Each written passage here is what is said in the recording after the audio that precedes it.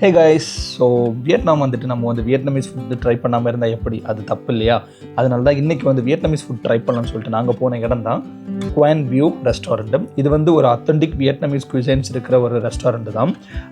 வியட்நாம்லேயே வந்து நிறைய பிரான்ச்சஸ் இவங்ககிட்ட இருக்குது. ஸோ ரெஸ்டாரண்ட்டுக்கு ரீச் ஆகிட்டு நம்ம வந்து ஆர்டர் பண்ணது ஸ்ட்ராபெரி ஸ்மூத்தி. அது மட்டும் தான் எனக்கு தெரியும், ஏன்னா மற்ற டிஷ்ஷஸ் பற்றி எனக்கு எந்த ஐடியாவும் இல்லை. அதனால் அவங்க ஆர்டர் பண்ணிகிட்டு இருந்தாங்க. ஸோ அவங்க ஆர்டர் பண்ணதில் ஃபஸ்ட்டு வந்தது வந்து லோட்டஸ் தண்டும் இலையும் வச்ச ஒரு டிஷ்ஷு தான்.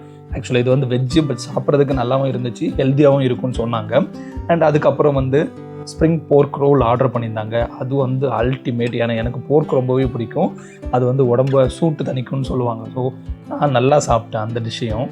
அதுக்கப்புறம் வந்து ஒரு ஃபிஷ் டிஷ் வந்துச்சு. அதில் என்ன ஸ்பெஷல்னால், அந்த ஃபிஷ்ஷில் வந்து ஒயின் ஊற்றி சமைச்சிருக்காங்க. ஆக்சுவலாக அந்த டேஸ்ட் வந்து ரொம்பவே நல்லா இருந்துச்சு.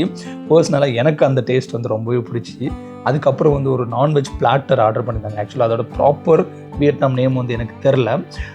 அந்த டிஷ்ஷில் வந்து போர்க் ரோல், அதுக்கப்புறம் அந்த சிக்கன், பீஃப், ப்ரான் வந்து ஹாஃப் குக்குடு, இந்த மாதிரி வந்து நிறைய டிஷ்ஷஸ் இருந்துச்சு. ஆக்சுவலாக 1 by 1 வந்து டேஸ்ட் பண்ணி பார்க்கும்போது அதுவுமே அல்டிமேட்டாக இருந்து. அதுக்கப்புறம் பார்த்தா பச்சை மீனை கொண்டு வச்சுட்டாங்க. எனக்கு அப்படியே ஷாக் ஆகிடுச்சு, என்னடா இன்றைக்குமே நம்ம வந்து பச்சை மீன் சாப்பிட்ணுமா அப்படின்னு.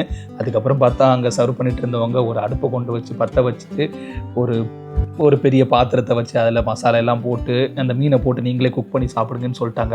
அப்போ தாங்க நிம்மதியாக வந்துச்சு. அதுக்கப்புறம் மீனையும் போட்டு குக் பண்ணி அதுக்கு கூட வந்து நூடுல்ஸையும் போட்டு ஒரு கிளறி சாப்பிட்டங்க. அந்த ஃபிஷ்ஷோட டேஸ்ட் வந்து அவ்வளோ எம்மியாக இருந்துச்சு. ஏன்னா அது வந்து ஒரு ஸ்வீட் வாட்டர் ஃபிஷ்ஷுன்னு சொல்லுவாங்க. அதோட ஃப்ளஷ் வந்து ரொம்பவே சாஃப்டாக இருக்கும் அண்ட் சாப்பிட்றதுக்கு ரொம்ப டேஸ்டியாகவும் இருக்கும்.